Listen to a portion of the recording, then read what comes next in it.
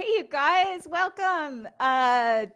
Thanks for being here. This is the first video in the beginning farmer training series that I have decided to start because, as you know, people request to join the group here every day. And I would say 80% of the people joining this Facebook group are brand new farmers. Some just like brand new right now, some are researching to get started soon, and some are still in the first couple years. And there is so much you need to know which direction to go, and it's important to get profitable as soon as possible. So that's why I want to do this series. I got so many questions that I want to jump into questions ASAP here. So as people come on and watch, you can feel free to ask more questions in the comments and make this interactive too. So feel free to ask or ask me to clarify too. Got so many amazing questions from so many of you. So thank you all for being here. I see people trickling in. Oh, Caitlin, I think Caitlin, you might have asked the first question. So I'm just pulling up my notes. I'm glad you're here live because your question came up first, and so I'm going to address that first. So thanks for being here, Caitlin. Let's dive in. So Caitlin asked, and I'm just going in order of the questions asked when I posted this. Again, it's the Beginning Farmer Training Series. She said, so glad you're here. She said, when first starting out, what's the best cash flowing products to hit the ground running to put back into the farm quickly to keep expanding? So Caitlin, since you're here, you can tell me, oh, yay, Woody is here, and Laura. Yeah, I love Laura. It's so fun to have met you in person from Vermont. Hope you're having great weather. Caitlin, feel free to tell me what it is you have interest in growing so that I can direct this towards you specifically.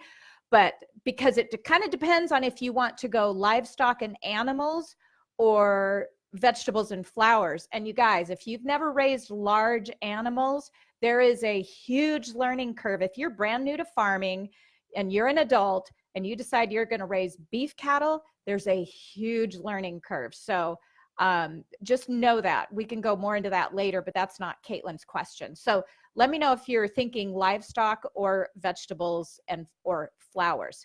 But here's what I did. I bought a cow 10 years ago, started my raw milk dairy, and I have a milk cow in the morning, and I have a refrigerator full of milk. And at the end of the day, I had a box of money.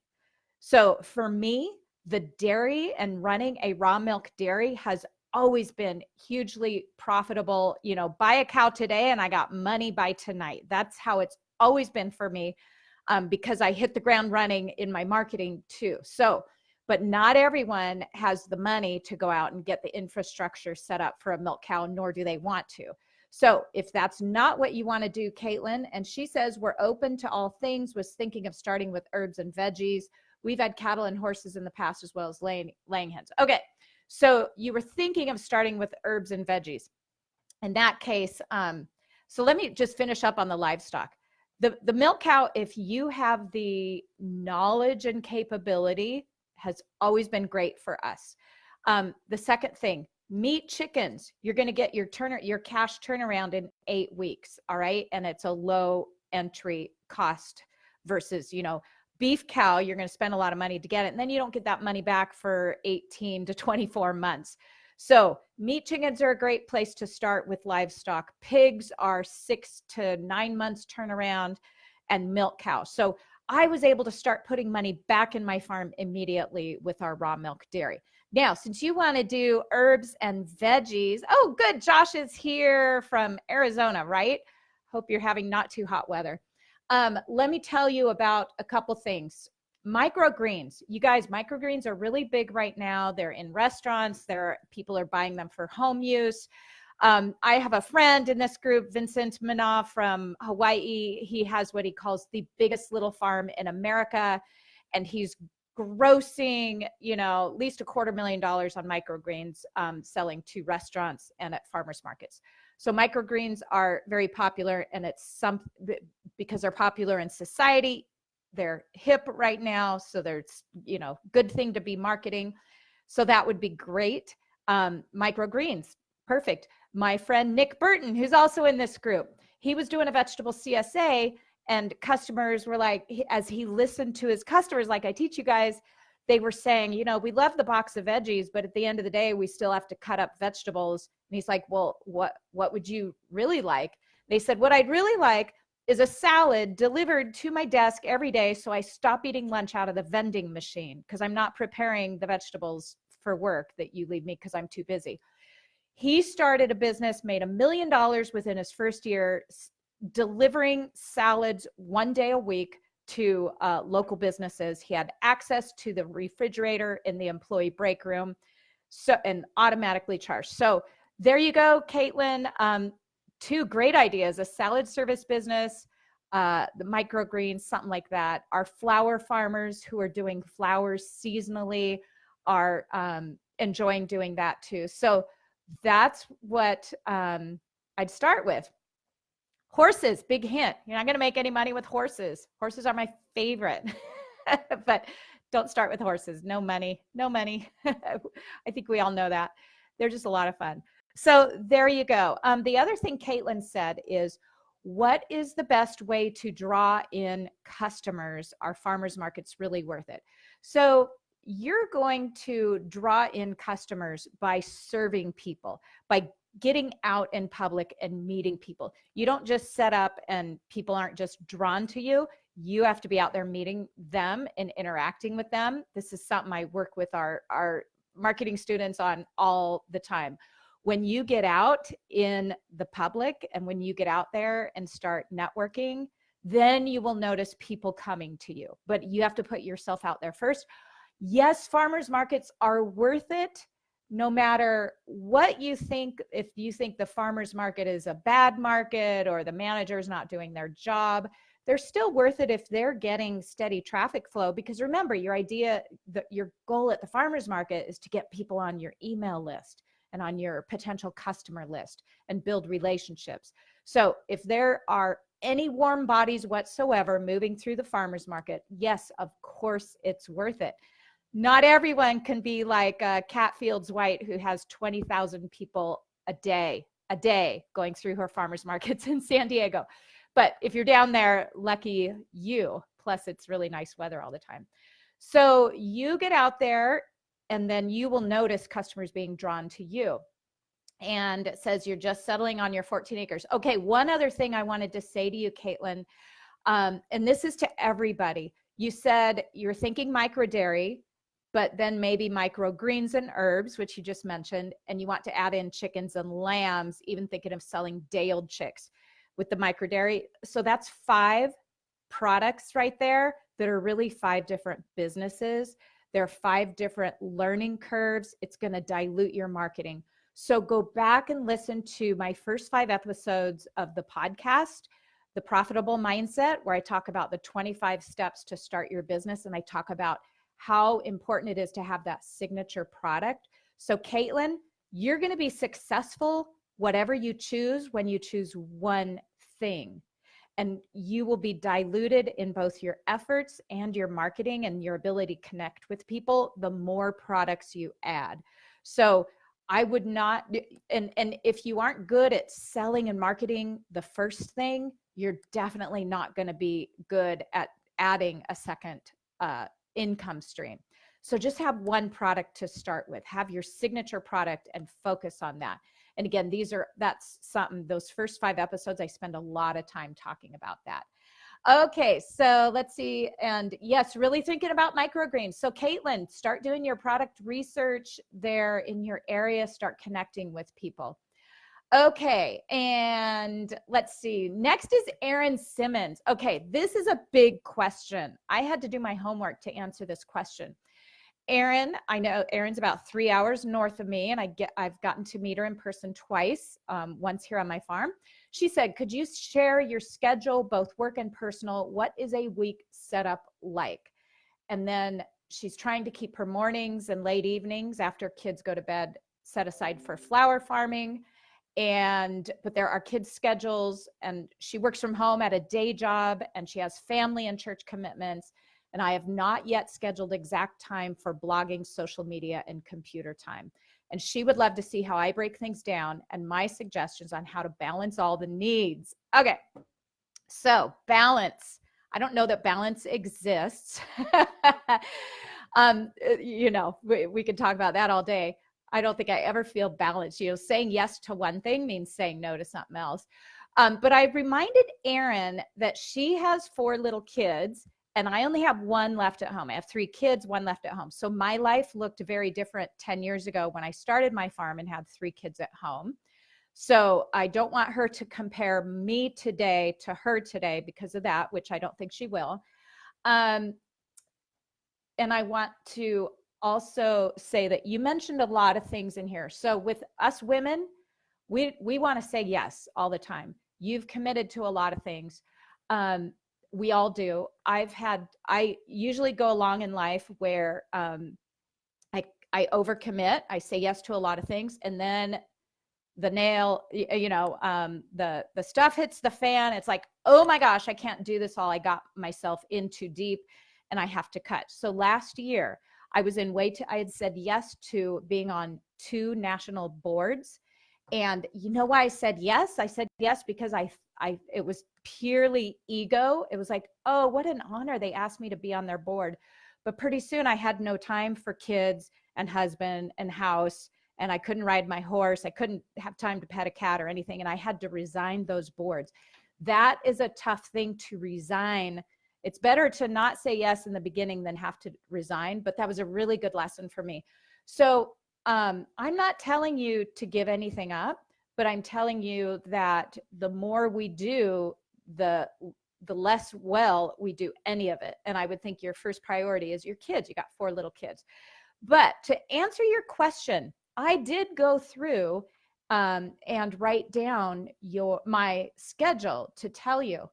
And remember, I have 1 left at home and she's 12, so I no longer have to think of childcare for her. Okay, speaking of childcare, before I go into my schedule, I want to address that too, because I work with lots of farmers and a lot of you are trying to run a farm almost full time and raise your several kids and often homeschool, and you're exhausted. So, and a lot of women will say that, you know, I had these kids, I'm not going to let someone else raise them. I really want you to consider finding someone to watch your kids when you focus on the computer, the marketing part of it. Here's why. I go to a lot of farmers, I meet with a lot of farmers in person who think they're handling masterfully, and I can't do this. I'm not saying I'm good at this. I have always, when I'm doing my office work and my marketing work, I've always had someone watch my kids when they were little. This is 26 years now of running a business, because what ends up happening is you're very short with the kids because you're doing your farm work, and it ends up the relationships suffer. So I want to suggest, or I just want to encourage you that if you have 4 little kids at home, 3, 5, someone else in here has 4 under 5 years old, I've always had another mom that I could trade with when my kids were really little. I would watch her kids on one day and she would watch my kids on one day. We would trade. And that focus time, like say she had my kids for 4 hours, I was busting my butt doing my marketing work. Because when you try to do your marketing work with your kids around, you're not doing either of you a good service. Okay. And I had a person invite me over to interview me, and she runs a business with her kids in tow. And pretty soon she's being really grumpy with her kids, like, be quiet. I told you to stay out of the room, so she can try to interview me. It made me really, it was awkward. And it was like, you're not being a good mom.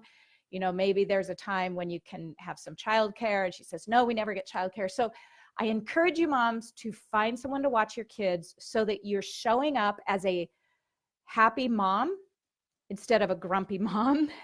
I've always done it because I knew I couldn't handle the anxiety of trying to focus on my work and my kids. Okay, one more thing I want to say on this video. Oh, hey, Erin, I'm so glad you're here. And I'm not done, Erin, but I want to say one more thing about this.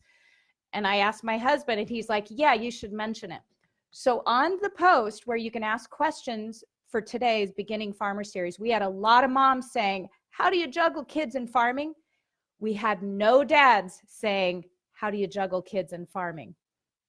I just think it's interesting. I'm not starting any fights or arguing or anything, but I'm saying how, I don't think it's because the dads are so organized that they can handle kids and farming really well. As usual in our society, the kid management falls to the women. So how can we help each other out more there? I speak at a lot of conferences, and a lot of times the men come and they say, I wish my wife could have come, but someone had to stay home with the kids. How can we work in our society? This is totally off the Beginning Farmer subject, but maybe not. How can we work together to make sure that women have as much access as men to the education that's out there? Okay, so I just wanted to mention that. And I asked my husband if that was sexist. And he says, no, you need to mention it because everyone needs to realize that it's going on. And maybe we will be being more aware of it, and maybe we can address it more. So Erin, back to you. Here's my schedule. Remember, I have one kid at home. You have 4. I'm up at 5 every morning. So's my husband. We go our separate ways, and I have what's called my power hour. This is where I do my self-coaching. I have to make sure that I have productive, helpful thoughts that are supporting my business and supporting my day. I don't go on social media or email during that time. I kind of do a meditation and a journaling, and I write down all my thoughts I'm thinking. And if there's something that's stopping me up, whether it's something from the past or whatever, I look at that and turn that into a productive thought. It's not productive to be, so through that, I'm teaching myself to have productive thoughts all day long. So if something gets in my head where it's really easy to spiral downward, I can stop myself in the moment. That is a learned practice. And I do this from 5 to 6 every day. And then just before I'm done at 6 a.m., I go over my day's schedule. So Erin, my schedule and my commitment to that schedule is everything. And what helps me keep my schedule is I decide ahead of time. So I plan to go swimming 3 days a week, but I know that when it comes time to go swimming, I'm going to come up with 5 excuses at least not to. So I plan for that ahead of time. The day before, I'm like, okay, when it comes time for swimming, I know that I'm going to say, well, you can just go tomorrow, or, well, you'll do it another time, or you really need to talk to this person first or do that. I know I'm going to do that. So I plan ahead of time how to make sure that doesn't happen. And I keep all my commitments to myself. So it was interesting, Erin, that you said all the things you have to work on, and you put yourself last. Well, I would suggest that if you don't keep your commitments to yourself first, you're not going to finish all the other things. So you might just consider that. I know it's really difficult with little kids to do that, but it's important to learn to keep your commitments to yourself. Okay, so then from 6 to 7 in my schedule, that's family time, breakfast. I get my daughter up, I make her breakfast, my husband's breakfast. We're talking together, we're talking about the day, things like that. 7 to 8, if it's the school year, I drive her to school and I go swimming. Or this time of year, and she's not in school, but I get her organized for the day. She has chores in the morning. She has to come get me and show me how I have to take a look at how she did her chores, because sometimes they're good, sometimes she needs some more encouragement. And I make sure she has her plan for the day. She knows what she's doing. And she's right in her bedroom here doing some sewing right now. So I will check in on her every hour or so during the summer, but she's mostly self-directed. In the summers before she was 10, it was always, I had childcare 3 days a week, 10 to 2, so I could do my work. 8 to 9 a.m., shower, laundry, kitchen. I dress up for my office work every day because I take it more seriously. And then from 9 to 2, I'm in my office. I'm still talking to Erin here. And so I'm in my office, and my office schedule, I'll show you that in a minute, but it's very detailed as to what I do during the day. And again, I have planned ahead that I will do those things. I I won't think, oh, I don't feel motivated to do this today, so I'm not going to do it. It doesn't matter if I'm motivated or not. Remember, I talked about that in almost a whole podcast episode. And then that 9 to 2 time, I do expect there to be interruptions, customers, an employee. I have a contractor out there painting. So I know I plan to work about an hour straight, and then I get up and take care of whatever it is. And then I sit back down for an hour. So then right between 2 and 3 o'clock, I clean off my desk. I look at my schedule for tomorrow. I figure out what might get in the way that I need to address ahead of time. I get my daughter from school. This is the first year in 10 years that I've been able to put away my office at 3 o'clock once I get her from school. I don't do office work after that, but it took a long time for me to be able to do that. And then it's her homework, or we ride horses. I'm getting dinner ready. It's family time. And then remember, I have employees, again, 10 years. After 10 years, I've worked myself out of farm chores as of about 2 years ago, which is really important. If you're going to expand, you'll need to do that. So our evenings are spent maybe checking in with an employee who's out there doing some stuff, reading. I'm always taking online classes, always. So that's when I read and study. Luckily, my daughter loves to read, so I'll tell her to get a book and we sit there together and read. And then her bedtime routine starts at 8, and I'll be involved in that. And then from 8 to 9, I'm my bedtime routine, because we're awake at 4:30 or 5. So that's my schedule for the day, Erin. For the first time, we take Sundays off. Again, it took me 10 years of trying to get a day off from farm work, and during each week. It took me 10 years, but we finally take Sundays off. Saturdays kind of devoted to housework. We wash all the bedding, all that stuff, laundry, running errands, and then movie night Saturday night. Now my day, you guys, I am a planner nut. Like, I've bought every single planner out there and I figured out which one works for me, but a different planner you're going to choose what works for you. But what I like is my planner. I just get it at Target. I've even spent like $100 on a planner thinking that one will work better because it's more expensive, but you got to figure out what works for you. So I like to be able to look at my month at a glance, the whole month together. And then during each month, I have a whole week that I can look at together. And what I like about my planner is it has 3 places at the top for the top 3 things I'm going to get done that day. My 9 to 2 time in my office, I plan on getting 3 things done, not 10. I don't work off of a to-do list. Everything is on my calendar. There is no to-do list in my life. So today, my top 3 things are a live video right now. I have to record a podcast because we're going on vacation. So I need to record that when we jump off. And I have an email going out tomorrow to my list for a podcast. So I have to get that email scheduled. It's already been written, but I have to go through scheduling it. Oh, and because we're leaving town tomorrow, there's a contract I need to fill out for our rental house. That's on my list because that is due. So actually I have 4 things, but I know that I'm going to get them done before 2 o'clock today. And then under the 3 priorities for the day that I know I've committed to completing, and I work till I get results, and results are I get those things done. I don't just try to get them done, I get them done. I will have every hour during that, like 10 a.m. is this live. That's written down at 10 a.m. 11 a.m. after this live is I'm going to record the podcast. So I schedule every hour.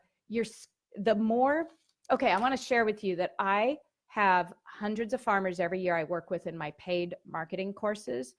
The ones who are the most successful keep pretty rigid schedules.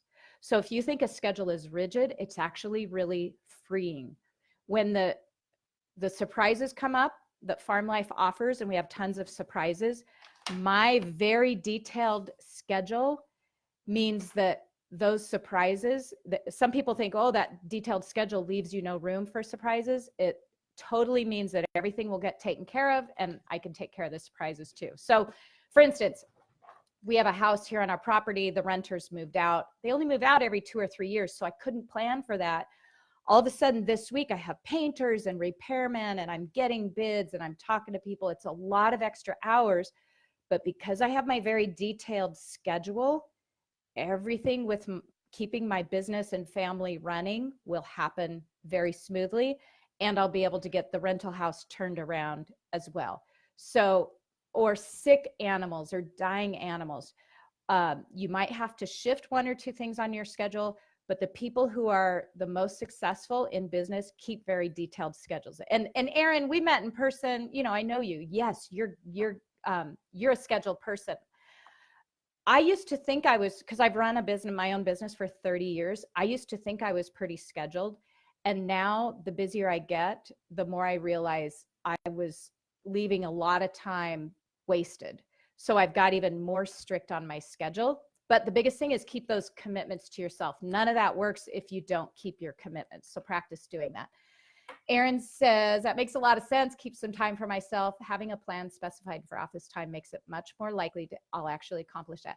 Yeah, so Erin, you said you have not yet made time for blogging or marketing or anything. Well, then it's, as you've noticed, it's not going to get done. So figure out when you work best. My schedule for working in my office is 9 to 2 because that's when I have the most energy to be giving to you guys.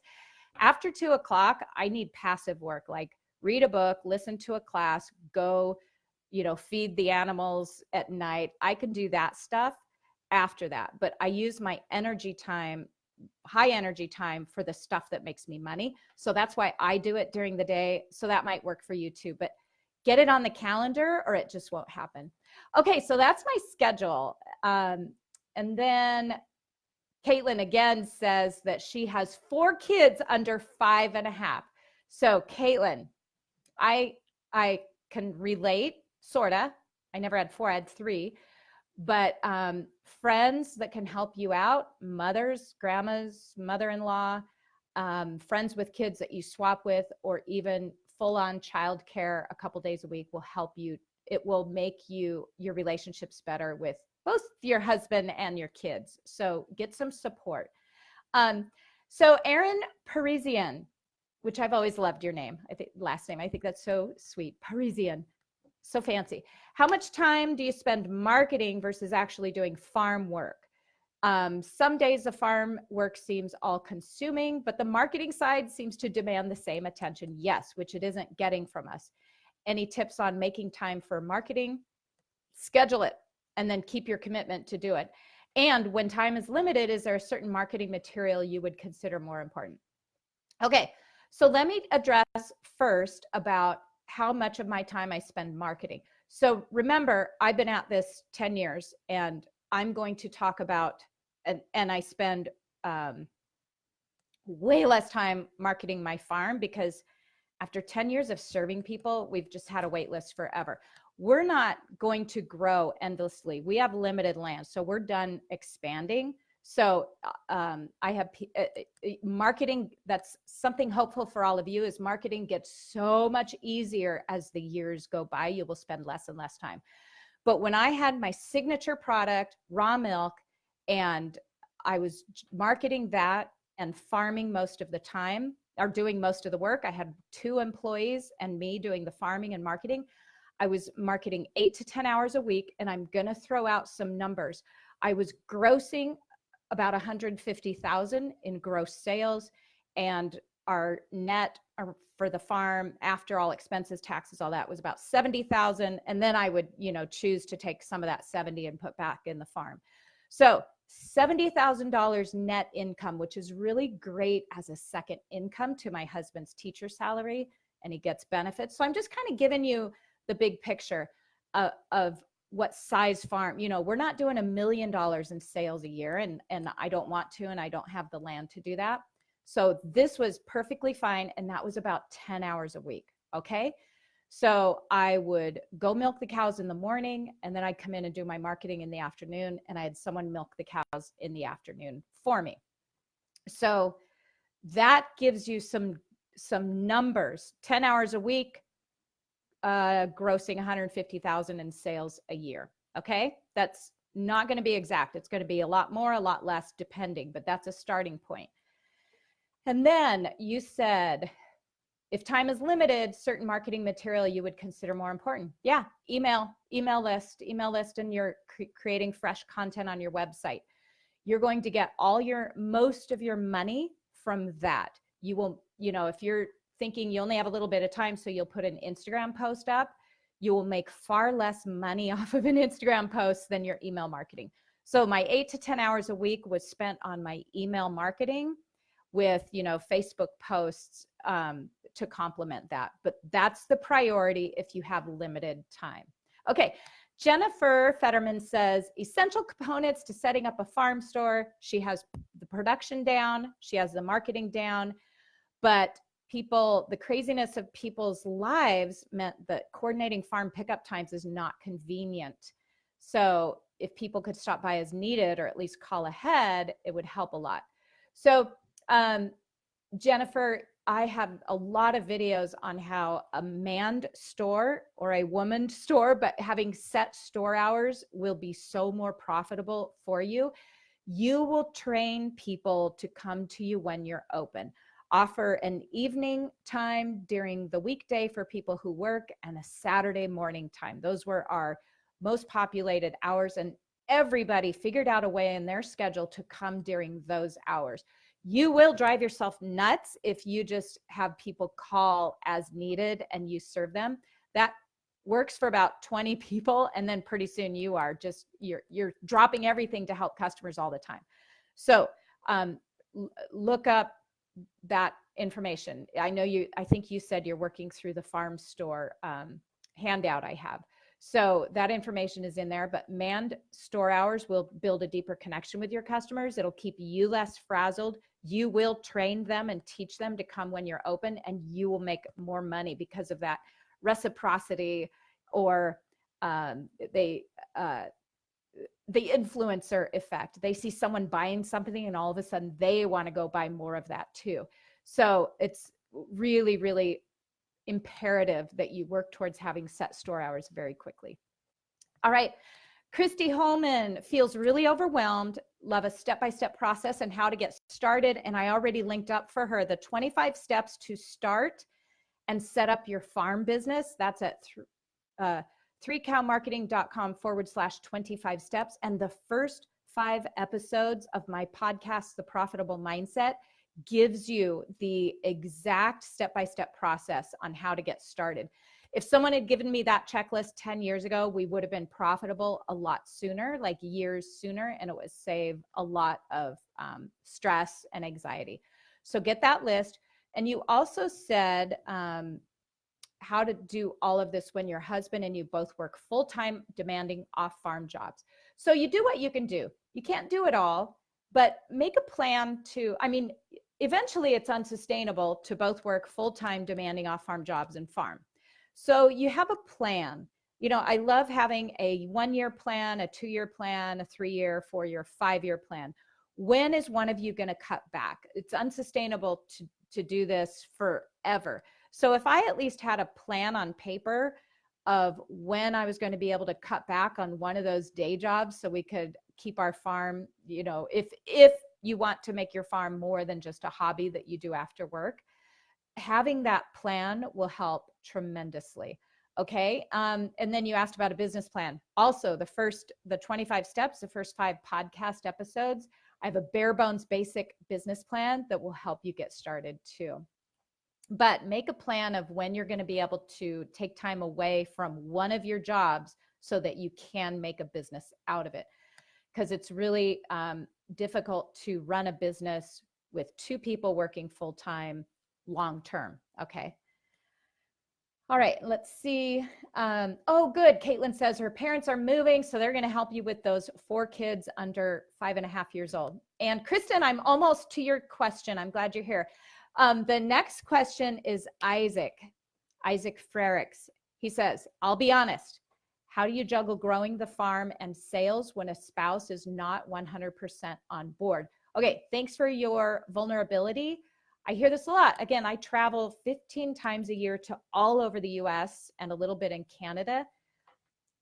It's not the first time I've heard this, so you're not alone, and thanks for sharing that. So your spouse is not 100% on board.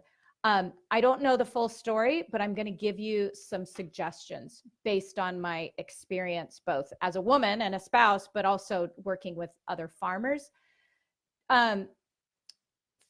First of all, manage your own thoughts. So if you're thinking, she's not 100% on board, you're going to start feeling resentment, right? Our thoughts lead to our feelings. So what thought can you think instead that will lead to partnership? You know, if you want to feel connected to your wife, what thought would you have to think? My guess is not, my wife is not supportive of my farm. That's not going to make you feel, you want to come from a place of connection. So think of what can you think about that makes you feel connected to your wife? That's where you want to start. Chances are she's told you why she doesn't support you. So are those things you can address if you want her support? But here's what I hear most common. Let me know if this applies to you or not. Time and money, right? You said you're working full-time on the farm and full-time in a business. That's like 70 to 80 hours a week you're gone. So most spouses would be like, you're gone from here 80 hours a week. And since it's a new farm, the money, and you're putting money from your day job into your farm, you know, when is this ever going to end? This is total speculation on my part based on what I hear from other farmers. So the best thing there is give her a plan, give her your plan for that. Maybe your plan is, honey, I know I'm working 80 hours a week right now and you don't see any money. As a matter of fact, a lot of money is going out, but here's my plan. 6 months from now, my first employee will be hired and I will take every Saturday night and Sunday off and you get that time back. 12 months from now, I'll have the second employee hired. We will have 2 days off a week and I will stop taking money from my day job. And within 2 years, we will see a $10,000 profit. And within 3 years, 20,000. With 5 years, I'll quit my day job and farm full time. Give her that plan so that she doesn't just see endless time and endless money. Okay. I'm doing a project this summer. It's an $18,000 investment. And I have guaranteed to my husband on paper that will be doubled in 6 months. So it's a no-brainer. If it's no-brainer to get his support, because he sees a very detailed plan on paper that, oh, that's doubled in 6 months. And a year from now, it's, you know, that 18,000 is even 4 or 5 times that. And 5 years from now, it's, you know, infinity. So he's very confident and he's very supportive. So you just want to, if you want your wife to, and remember, you can't force her to support you, but if she will be more supportive if you can show her when the end is in sight, if it's time and money. Okay. And then there are some other factors, like say you live on, I don't think this is you, but if you live on a 100-acre family farm and your spouse isn't supportive, well, that's just too bad, because you're living on the 100-acre family farm and it's, you know, always been, you know, that was your life's plan. So that's a little different scenario, but I know that you have been a chef for a long time and started up your farm. So it's different.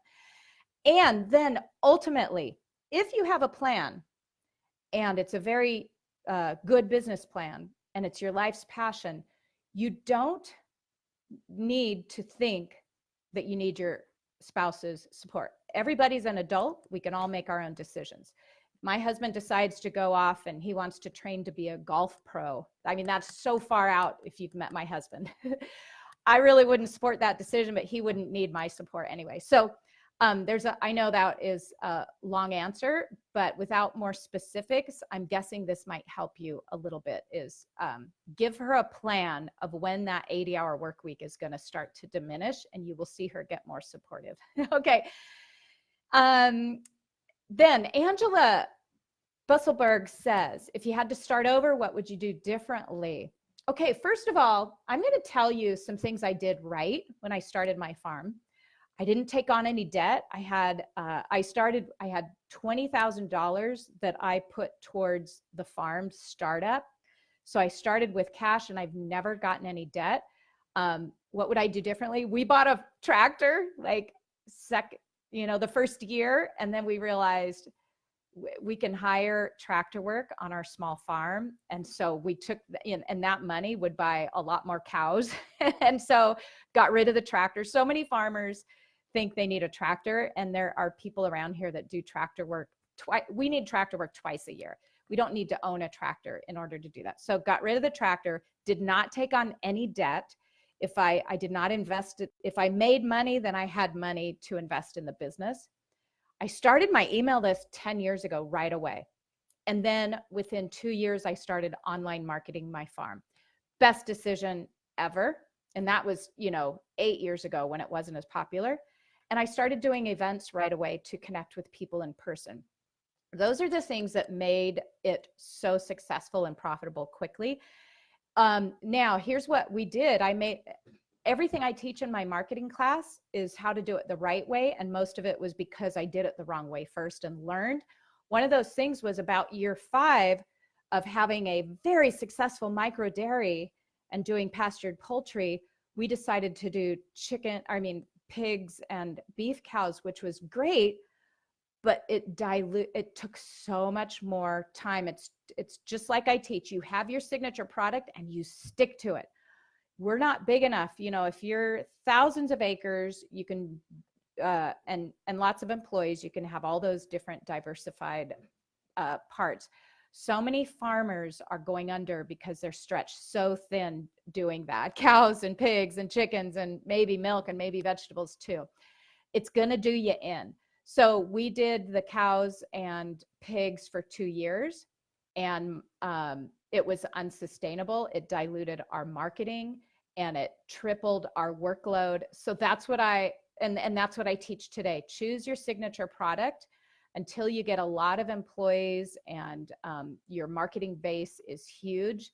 You're going to run yourself ragged, spreading too thin with too many different products. So that was I would not make that mistake again. It was a costly mistake in money, but also, we had no life for 2 years, so many reasons. So that's what I wouldn't do.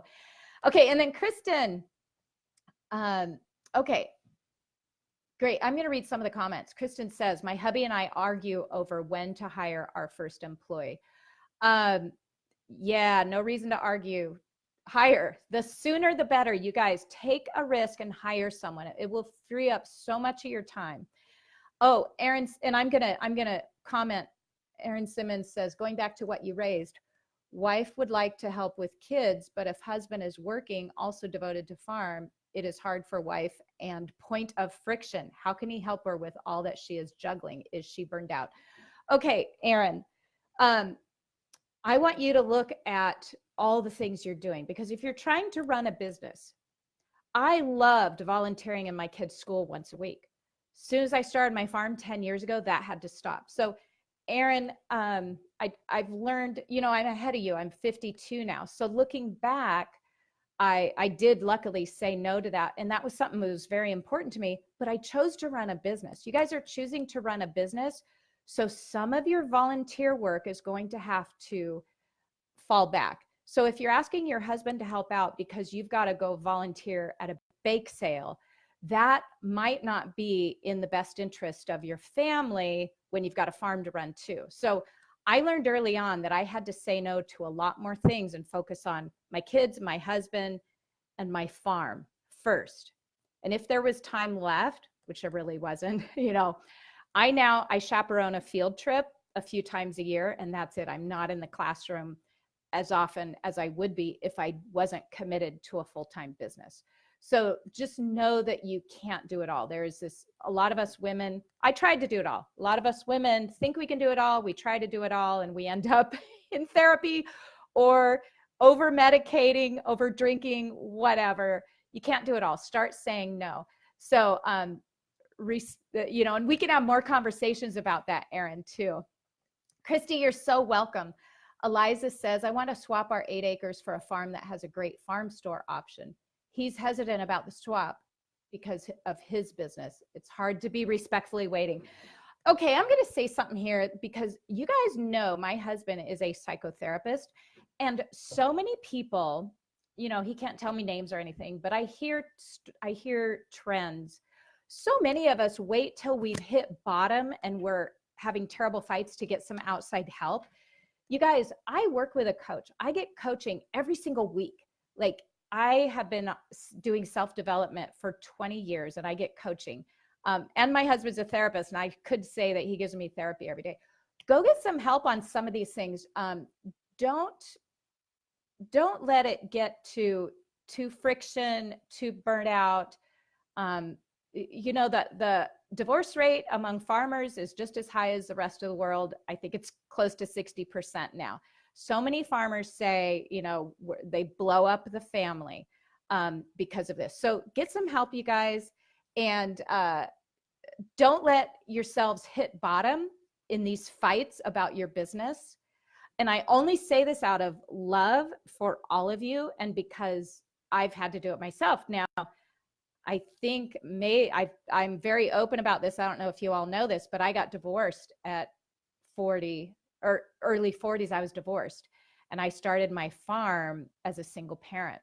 So, and he was not, you know, so that was a problem, and we let things go and all that. So I've been there. I know the toll that takes on you. Okay. So just telling you that, get some help. Don't let the arguments get so big and cause so much friction. Okay. It's okay.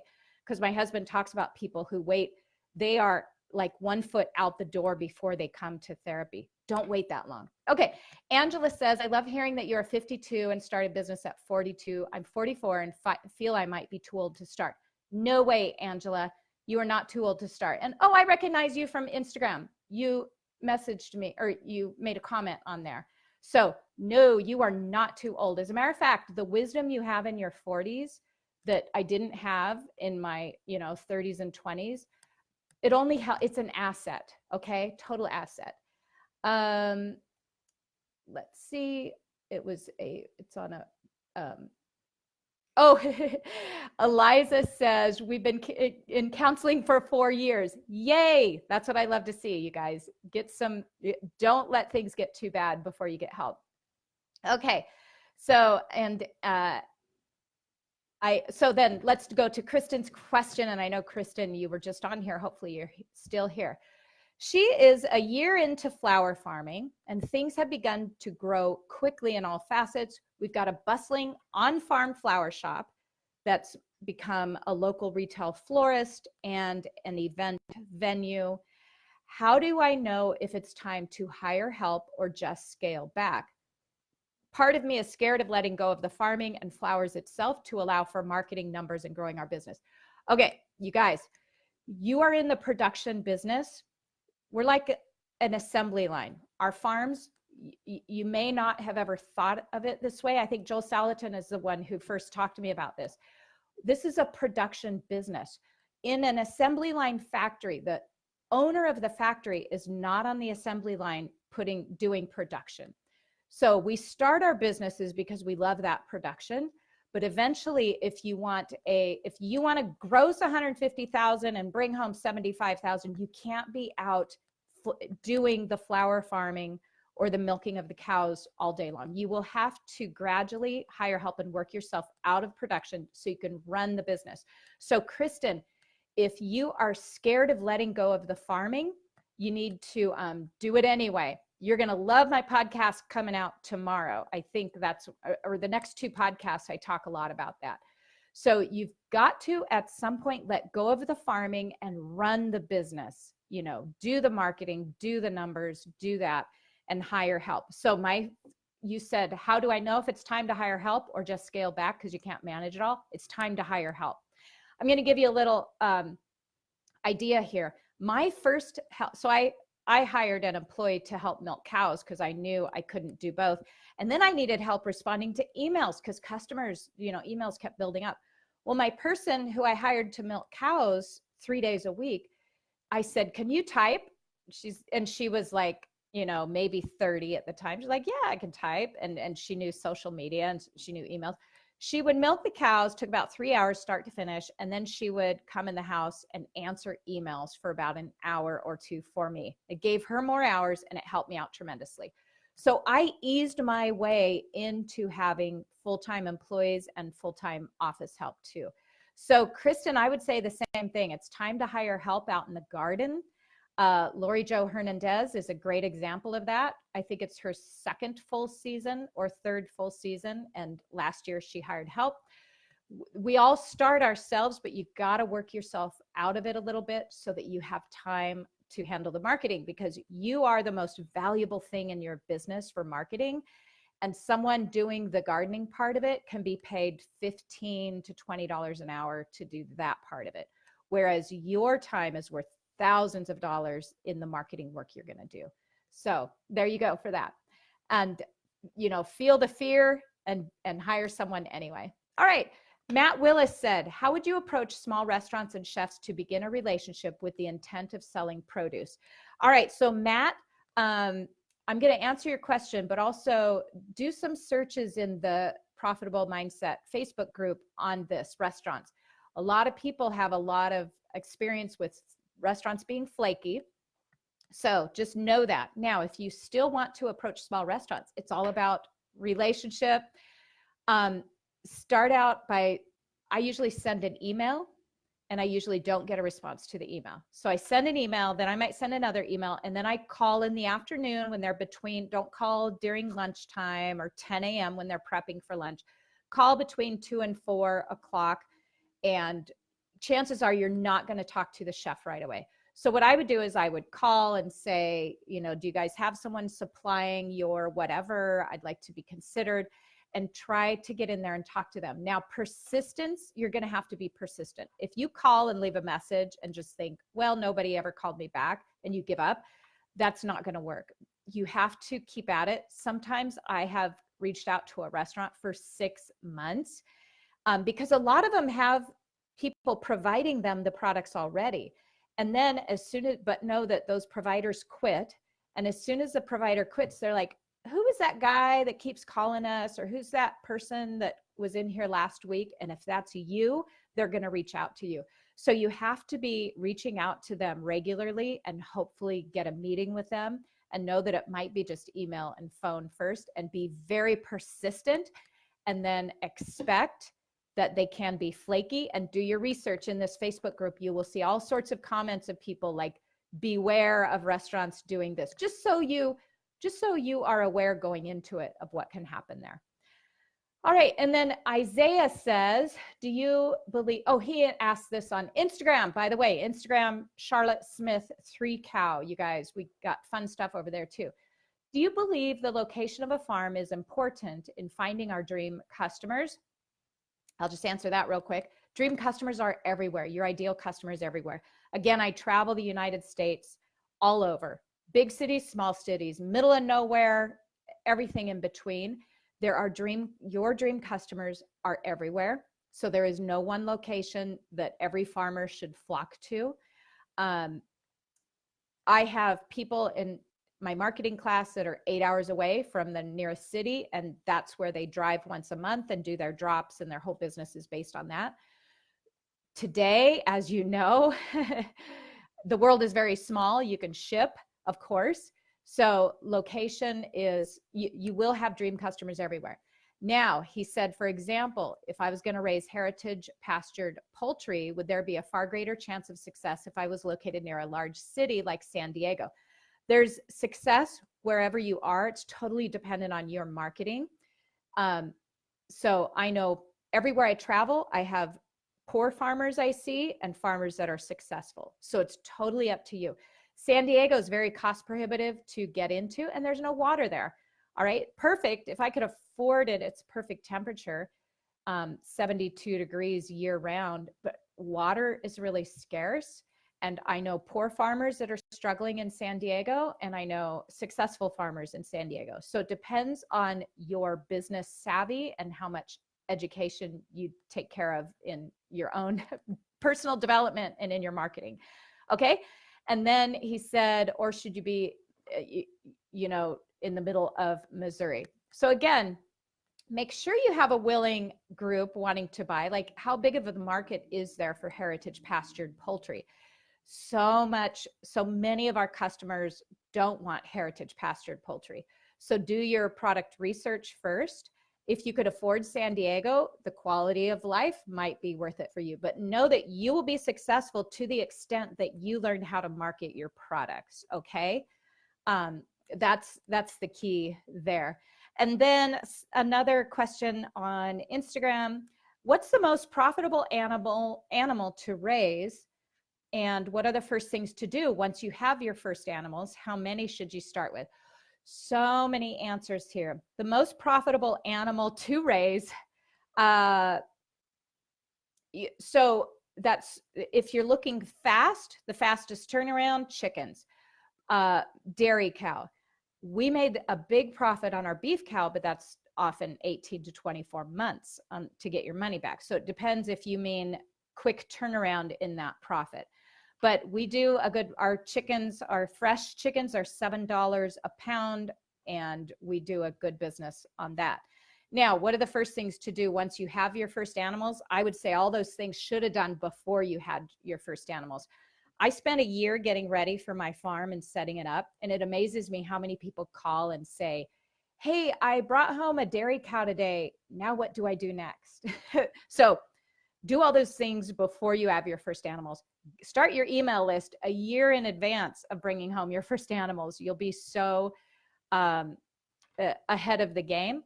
Go to work for another farmer. You will learn and avoid all the mistakes by working for another farmer. That would be huge. How many should you start with? Start small. The smaller, the better. You're probably going to kill animals. I've had people start with 200 chickens and 199 of them died. Okay. So it's kind of like gambling. I'm not a gambler. So if we go to a place where there's gambling, I will decide how much do I want you to lose. It's usually like $40 max. And that's what I'll gamble with. So how many animals do you want to lose your first year? That's what you start with. Because I have so many raw dairy farmers kill their first dairy cow and then they don't have money to start up again. So start small with very few animals. Do a few more the next time. Do not scale too quickly. One of the biggest mistakes farmers make is they have no problem selling 50 meat chickens, so they buy 200 meat chickens. Well, that's a big jump. 50 meat chickens is easy to sell to low-hanging fruit like friends and family. 200, all of a sudden you needed a bigger customer base. So good question, but a lot of different answers depending on, I mean, there's no one answer to a lot of these. Okay, I'm gonna go through some comments here before I sign up. Judy Weiss tells Angela, I'm 52 and just really getting going. Yay. Oh, some of the most successful people I know have started business in their 50s and 60s. I just want to say, you know, women, my fellow 50-year-old women, aren't you so much more confident and have so much more wisdom at this age? Maybe I can't do all the farm work, but I can hire that done. And it's great starting a farm or any business older because of that wisdom and that confidence, you know, just, and that willing to take a little risk, knowing that it's all going to work out anyway. So don't let your age hold you back from starting a business. All right, Christina Gale, her and her husband acquired her farm a month ago. She's a stay-at-home mom, so the farm is my business. I'm eager to start. Awesome. Kristen, I'm glad that worked for you. You are all so welcome. Bye. Have fun at 4-H camp. You guys have a great summer. Keep questions coming. We will do these at a minimum once a month. But if we have more questions, I'll come in here once a week. So have a great week, you guys. Thanks for being here and take care.